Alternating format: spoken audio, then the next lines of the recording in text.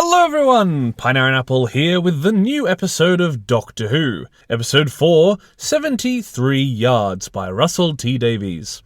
And did you want to see the curse of Clyde Langer if the narrative shot itself in the head and was somehow less personal? Well, if that's what you wanted, boy did you get it. Sure, a lot of this episode, the creepiness, the cinematography, the base ideas were all good, but the actual episode and the execution of Russell's script take all these great puzzle pieces, put them back in their box and set them on fire. This episode pisses me off more than any of this era, because it could have been amazing. The potential was there, and even with fantastic moments, by the end, it shits the bed. So let's get into what was great about this episode, and how it made me feel as if I was personally betrayed. Something to point out as we start is that this episode lacks a title sequence, really adding to the unease, as the Doctor, in his worst outfit by far, looking like he stole Steve Zissou's beanie, and one of Nardol's jumpers lands on a Welsh cliff top with Ruby. She tells him she's been to Wales twice, and the Doctor has a strange line. You see, there were rumours a while ago about a possible Sea Devil spin-off called The War Between the Land and Sea, which is name dropped here as the Doctor describes the landscape. Could this make the rumours more genuine? Or is that ridiculous, because I can't imagine David Tennant in school reunions saying, "Oh, Sarah Jane, I bet you'll have so many Sarah Jane adventures." 15 mentions a future Prime Minister we might see later, an absolute nutter, and he steps on a string, seemingly part of someone's art project. And Ruby finds some messages on this witchy shrine, telling one, Mad Jack, to rest in peace. And although it was obvious why the camera panned to Ruby in the way that it did, the Doctor disappearing while keeping the same shot going was effective. Ruby seems to think he stepped back in the TARDIS, but she can't get in, even with the key. Strangely, she thinks, I hope you're not having a pee around the back. Which is one of many lines in this episode I never thought I would hear in Doctor Who. And she notices a woman in the distance, who, no matter where Ruby goes, always appears 73 yards away. And although I'm not sure of the significance of 73 in the episode, it is a perfect distance for the viewer. You clearly see the woman, but you get no clear details. You can see that she has a face, but not what it looks like, and that was a really clever decision.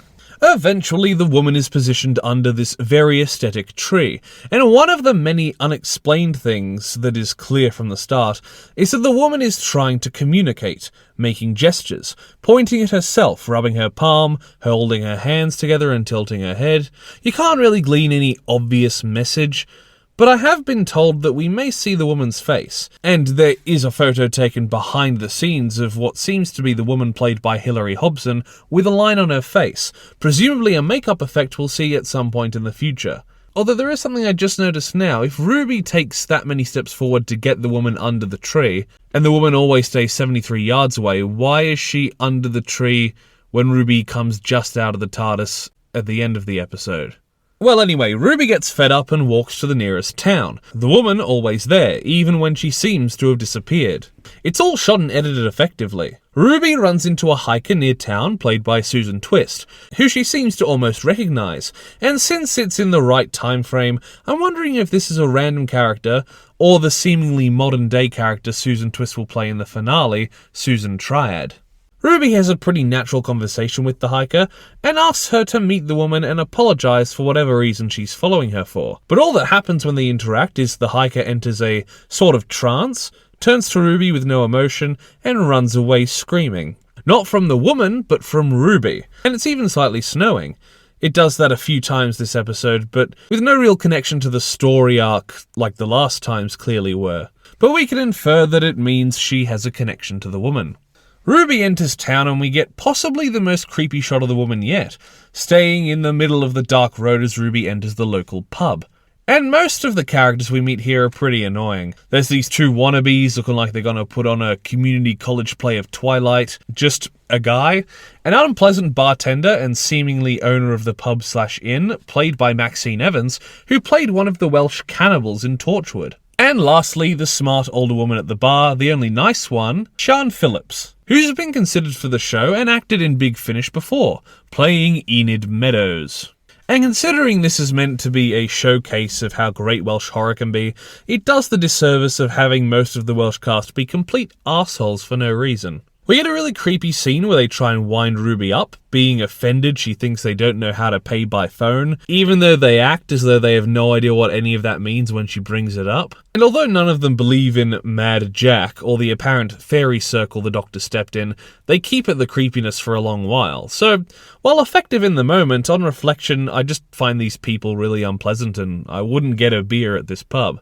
They talk about the woman still outside in the wind and rain, so the bloke in the pub decides to do the right thing and get the woman out from the cold and damp. But she works her influence on him, making him run in terror, much to the joy of the little punk boy. Ooh, nice rhyme. The only other great thing we get from the scene is a term Enid coins to denote the woman's following at a distance. From Latin, semper distans, always distant. Really though, he's running, he saw that woman and he ran away. He ran away like the devil was on his bum. Enid gets some more good lines and Ruby stays the night, heading back up the hills to talk to the TARDIS the next day. The day after that, she's kicked out, as Josh, the bloke, is so freaked out from the woman that he makes the barkeep send her on her way. Ruby says goodbye to the TARDIS, thinking the Doctor might have abandoned her, and takes the train back home, getting a few creepy shots of the woman standing out the window, watching her. And I'm not sure if she's actually there or not. Something about the motion blur in these shots making me feel as if she's composited in, but I'm not too sure about that. I guess I'll just have to check in the latest episode of Doctor Who Unleashed. Ruby makes her way back home to see Carla and Cherry, who are just as good as ever. Well, right now. But Ruby makes the same mistake as Clyde, letting her mum get wrapped up in the evil curse. In fact, isn't Clyde's mum named Carla? That is two black women named Carla who are mothers of the main character, getting influenced by a psychic force that makes them hate their children. I didn't even notice that coincidence until I was sitting here recording this. I guess that's just another little tidbit I can add to sum up why I think Russell's writing fails in this episode. Carla has the clever idea to capture what the woman says on her phone so Ruby can hear it, and Mrs. Flood appears again to ask Ruby what the hell she's doing before heading down to her basement. It's nice to see her again, but we don't get any more hints as to who she could be after the last time. The woman is shot creepily with some nice whispery effects, but it's clear from the start that Carla is already under the power's influence and runs off. Ruby follows her and sees Carla scowling at her from a taxi, causing Ruby to have a little breakdown.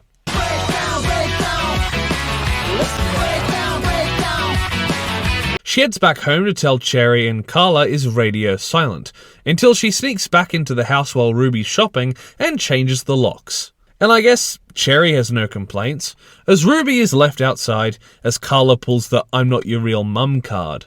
The scene is shot quite well again, Dylan Holmes-Williams as the director and the other crew having done very well this episode. It looks great. Some time later, Ruby is at a cafe and is met by Kate Stewart, returning, played again by Gemma Redgrave. Her second appearance in a row where she's under some sort of psychic influence a couple of minutes after telling us she and Unit all have psychic defenses. What a joke. She posits that this may be an alternate timeline, which, yeah, by the end it is, so I suppose that is one clever resolution to one of many of the lingering strings at the end. But Kate's good while she's here, even if all she does is impress upon us there is more supernaturally based threats in the world, and fail to take in the woman, falling to her influence as soon as her people surround her. Kate does something a lot of us would do, taking a photo of the woman, with the zoom not working. But as soon as she's under the influence, Kate just kind of gets up and leaves with a strange underlying effect on her voice. Ruby, understandably, getting a bit cross.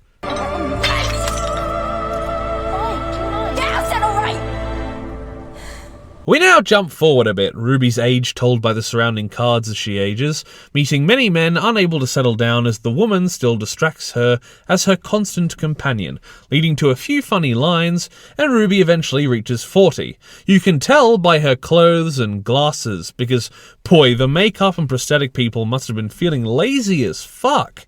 As her glasses and the happy 40th birthday cards are literally the only indication for a while that any time has passed. She notices that Welshman Roger ap Gwilliam, also known as Mad Jack, in his younger years, although how that fails to be connective to anything is a point I'll bring up later, and he is cleverly played by Aneurin Bernard. Roger is just how the Doctor described him, an utter nutter with a fetish for nuclear warfare. It was rumoured he might be the Minister of War mentioned back in Series 9, but considering Big Finish went and did that with more explicit references, I don't think that was the intent here. Matt Jack, they used to call me. The face of Bo, they called me. Ruby abandons her boy toy to apply to help with Roger's political party, Albion, meaning Britain, also the name of a hospital back in Series 1. It's also now she seems to accept the woman as part of her life, which I would have liked to see her work through the emotions it takes to get to that point more. Sure, it's a nice scene, but there is so much more that could have been explored there on an emotional and horror-based level. Ruby becomes Roger's glorified coat hanger as he gets an interview with Amal Rajan, a real British journalist. Roger is on his way to become PM, but is a little too radical. Amal asking if Roger wants to ignore the cost of living and real issues, and instead spend billions on buying and shooting nukes because he can. Roger making sure they cut the question. It's funny, I'm not too acquainted with Amal Rajan, but looking at the photos I can see of him at the top of Google Images, it looks like they put more effort into making him look older than with Ruby. With an indication that this seems to be 2046, and apparently there was a great Russian war in 2031. Well, I'm not looking forward to that. Roger and Ruby get their first interaction, where all he does is ask the name of another woman, be low-key creepy, and introduce himself. And this is one of the good uses of the unanswered question, something this episode tries but rarely succeeds at. As the next time we see the woman, Marty Bridges, played by Sophie Ablett, is at Roger's victory party where she's sitting quietly in the corner like a wounded animal, and we can only imagine what happened to her between then and now with Roger to make her act this way, as she seems to agree with Ruby's feelings on Roger. Oh, he is a monster.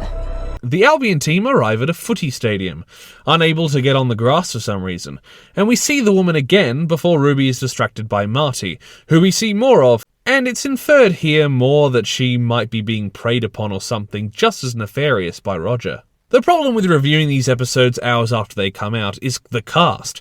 I have no idea who this black gentleman is by name or by actor, so I'm just going to have to say this guy. And it kind of makes me feel as if I'm being lazy in my writing, but in truth, I just have no idea who he is and don't want to go through every cast member he could be before I find his headshot on Google Images. He tells Ruby that in a few days Roger gets access to Pakistan's nukes. Oh boy, I can't wait. And both her and Marty realise this fucker is going to launch them off. So Ruby apologises for what happened to Marty and gets onto the grass, using her super future high-tech phone to measure 73 yards from William, and manipulate the woman, weaponising her next to Roger.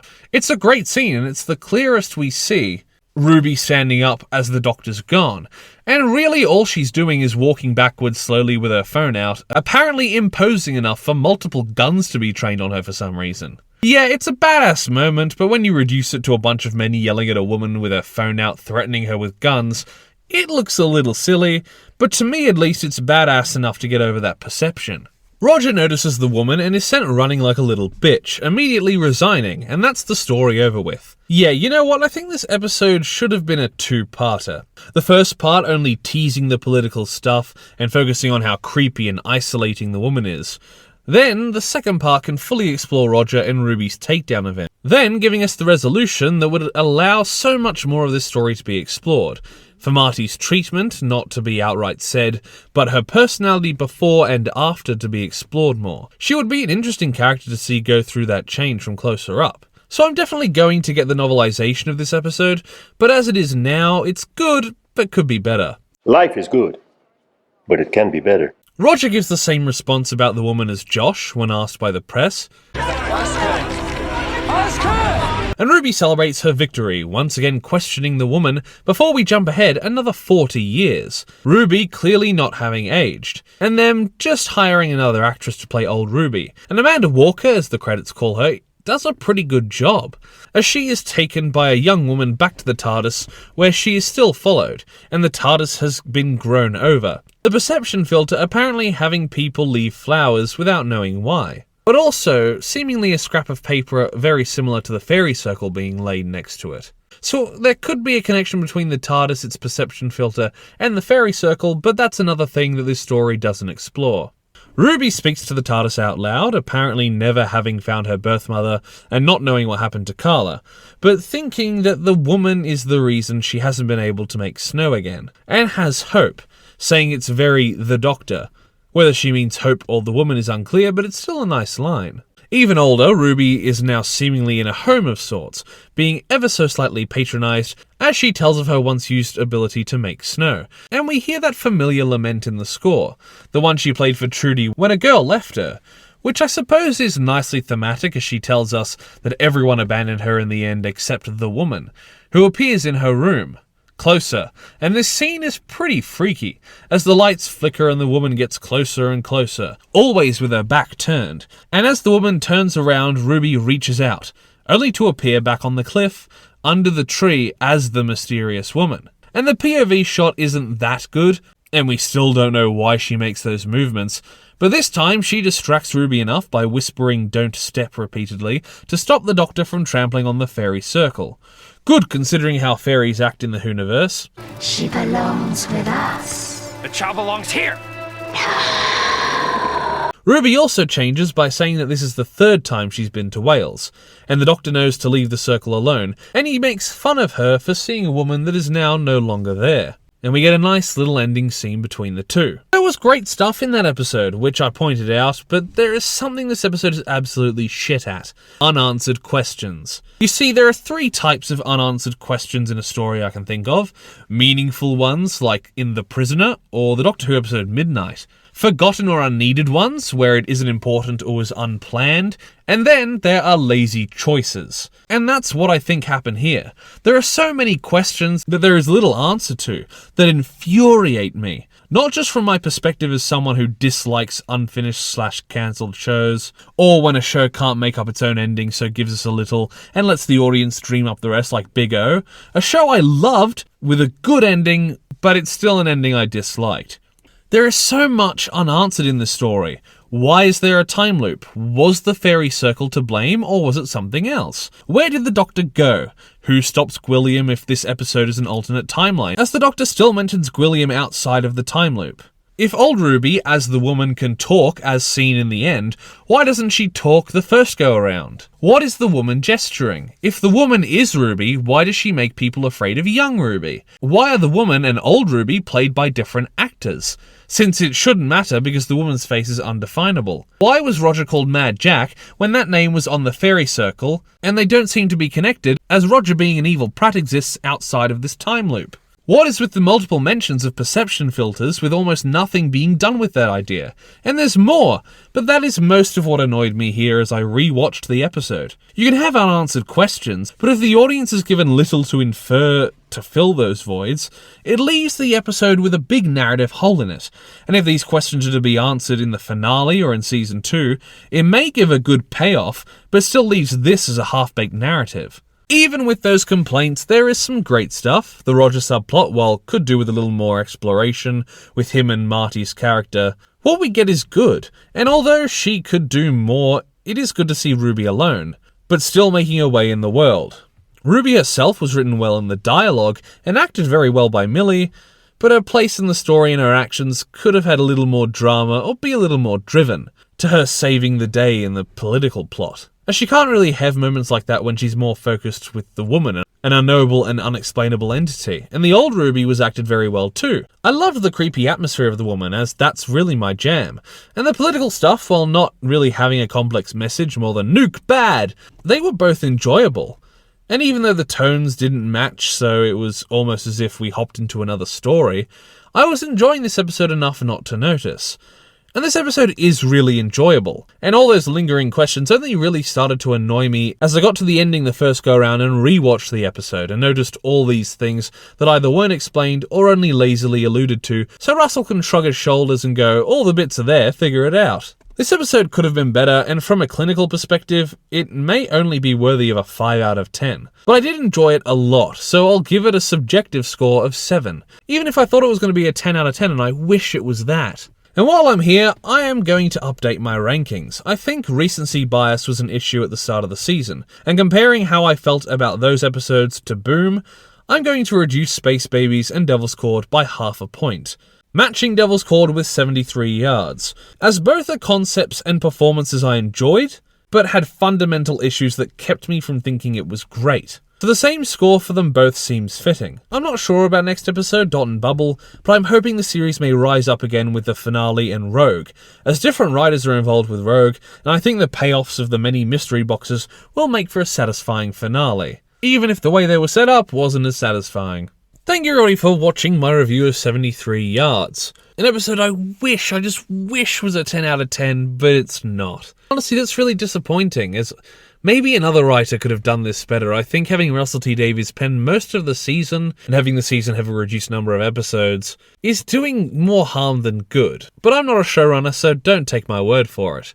But to be honest, and it's really disappointing to say so, I've been enjoying a lot more Big Finish works than I have most of these episodes. And tones like this, being very political or very scary, have been done masterfully in Big Finish. So I'm starting to think maybe Russell should bring the episode count back up to around 12 or 13, and get not only some new writers, but some writers that have shown that they know what they're doing, maybe with books or Big Finish plays.